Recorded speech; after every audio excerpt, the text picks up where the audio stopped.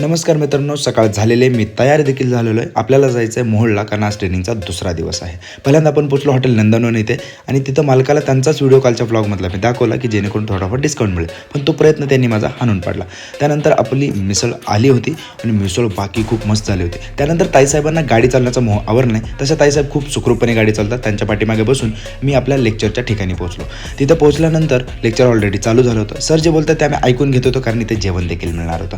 त्यानंतर थोडं सरनी लेक्चर संपवलं आणि जेवण देखील आलं. जेवण बाकी मस्त झालं होतं आणि जेवण झाल्यानंतर मी त्या फोटोग्राफरला म्हटलं माझे 2 चांगले फोटो काढ. आज त्याने चक्क माझे फोटो काढले आणि त्याला सुप्रीम तेलाचा डबा गिफ्ट करून मी निघालो परतीच्या प्रवासाला. पाऊस चालू झाला होता. पावसात भिजत मी आलो आणि भीमा नदीनं रौद्र रूप देखील धारण केलं होतं आणि हेच रौद्र रूप बघत आम्ही घरी आलो. त्यानंतर मी जिमला गेलो. जिममध्ये जाऊन पहिल्यांदा आपलं परंपरागत काम केलं, ते म्हणजे शंतनूला डिस्टर्ब केलं.